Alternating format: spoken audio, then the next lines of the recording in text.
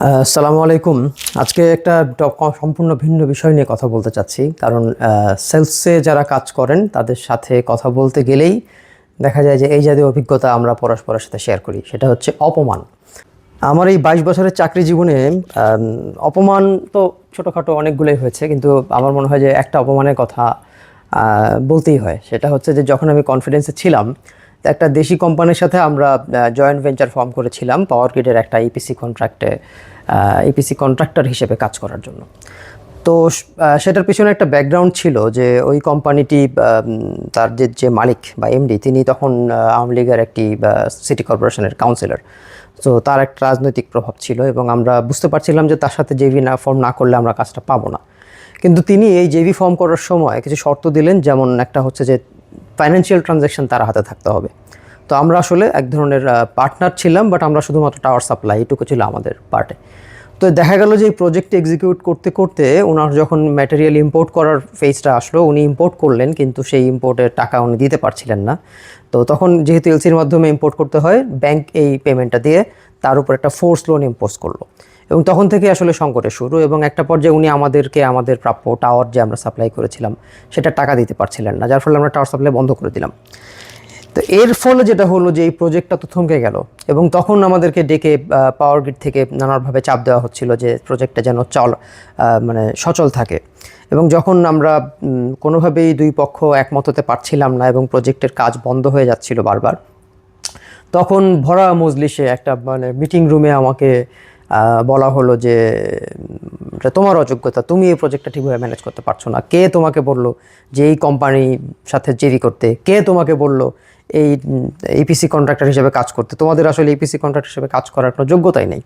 তো দেখা যাচ্ছে যে উনি বারবার প্রতিষ্ঠানকে অ্যাটাক করতে গিয়ে আমাকে, ব্যক্তি কাজী মঞ্জুর করিমকে অ্যাটাক করছেন, এবং সেটা আমাকে সাংঘাতিকভাবে আক্রান্ত করছিল। তো I was very upset that day. এবং এরপরে আরেক দিন ওনার সঙ্গে পাওয়ার গ্রিডের প্যাসেজে দেখা। তো বারান্দায় বা প্যাসেজে বা করিডোরে উনি সবার সামনে আমাকে আরও এক দফা অপমান করলেন যে কী ব্যাপার, তোমরা টাওয়ার দিচ্ছ না, তোমরা কি ফাজলামি পাইছো? হ্যাঁ, মানে এটা কি ছেলে খেলা নাকি? তো নানানভাবে উনি মানে আমাকেই সামনে পেয়ে আমাকেই যাচ্ছে তাই অপমান করলেন। তো এটা তো আমাকে এমনভাবে আক্রান্ত করলো যে আমি ঠিক করেছিলাম যে উনি রিটায়ার করার পরে ওনাকে একদিন আমি বলবো যে আমাকে এভাবে অপমান করার কোনো অধিকার ওনার নেই। ব্যক্তিগত আক্রমণ করাটা আসলেই সমীচীন নয়। এটা প্রতিষ্ঠানের সাথে প্রতিষ্ঠানের একটা সম্পর্ক।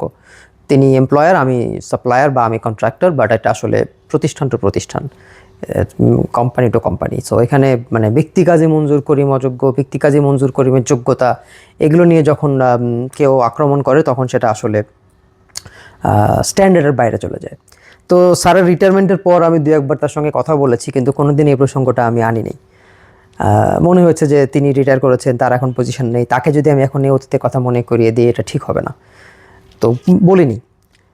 একইভাবে আমি যখন ঢাকা ইউনিভার্সিটিতে এমবিএ করছিলাম, তো বাংলা লিঙ্কে চাকরিরত অবস্থায় আমার যে পরীক্ষা চলছিল, আমি অফিস থেকে গিয়ে পরীক্ষার হলে ঢুকলাম এবং দেখা গেল যে পরীক্ষার খাতা দেওয়া হয়ে গেছে। তো তাড়াহুড়া করে খাতা নিয়ে আমি অ্যান্সার লেখা শুরু করলাম। তো 3 ঘন্টার পরীক্ষা, 3 ঘন্টা শেষে খাতা জমা দিয়ে যখন বেরিয়ে যাচ্ছি, তখন পেছন থেকে এক স্যার ডাক দিলেন। উনি পরীক্ষক ছিলেন এবং ওই সাবজেক্টটা ওনারই পরীক্ষা ছিল। তো স্যারের নামটা এখন আর বলছি না। তো স্যার ডেকে বললেন যে কী ব্যাপার, আপনি খাতা জমা দিয়েছেন, আপনি তো আপনার নাম রোল নাম্বার কিছুই লেখেননি, কী করে আমি বুঝবো যে এটা কার খাতা? হ্যালো স্যার, সরি, আসলে তাড়াহুড়ায় মিস হয়ে গেছে। আমি তাড়াতাড়ি নাম রোল নাম্বার লিখে দিয়ে বেরিয়ে যাচ্ছি, পেছন থেকে উনি আবার ডাকলেন। ডেকে বললেন যে আপনি কোন ইউনিভার্সিটি থেকে পাশ করেছেন, মানে আমার গ্র্যাজুয়েশন কোথা থেকে, আন্ডার গ্র্যাড? আমি বললাম স্যার আমি বুয়েট থেকে পাশ করেছি, সিভিলে ছিলাম। তো উনি বললেন দেখে তো মনে হয় না বুয়েট থেকে পাশ করেছেন। That was very insulting. মানে আমি একটা খাতায় তাড়াহুড়ায়, যদিও এটা উচিত হয়নি, আমি আমার নাম রোল নাম্বার না লিখে চলে যাচ্ছি, এটা থেকে উনি আমার প্রতিষ্ঠানকে আক্রমণ করলেন, আমাকে আক্রমণ করলেন, আমার যোগ্যতা নিয়ে প্রশ্ন তুললেন। আমি এটার জন্য সেই রাতে ঘুমাতে পারিনি।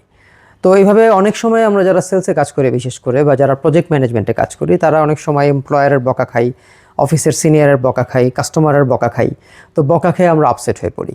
তো আমার মনে হয় যে দুটো জিনিস মনে রাখা উচিত। একটা হচ্ছে যে এই যে বকাগুলো, এগুলো কাইন্ড অফ ইমপ্রুভমেন্ট এরিয়াকে ইন্ডিকেট করে যে আমার কোথায় ইমপ্রুভ করা উচিত।